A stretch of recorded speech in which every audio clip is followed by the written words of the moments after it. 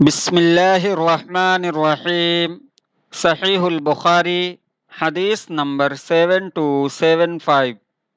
حضرت عمر رضی اللہ تعالی عنہ نے فرمایا، شیبہ بن عثمان کا حضرت عمر رضی اللہ تعالی عنہ سے یہ کہنا کہ آپ ایسا نہیں کر سکتے۔ ابو وائل روایت کرتے ہیں کہ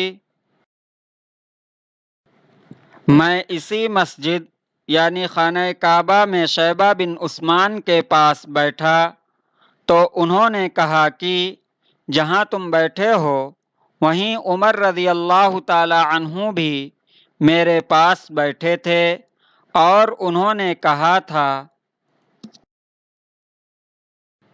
کہ میرا ارادہ ہے کہ کعبے میں کسی طرح کی چاندی یا سونا نہ چھوڑوں اور سب مسلمانوں میں تقسیم کر دوں۔ میں نے کہا کہ آپ ایسا نہیں کر سکتے۔ کہا کیوں؟ میں نے کہا کہ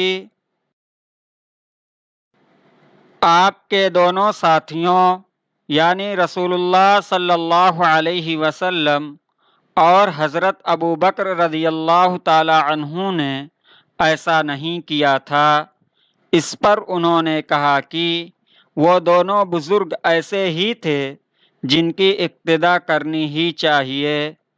صحیح البخاری حدیث نمبر 7275۔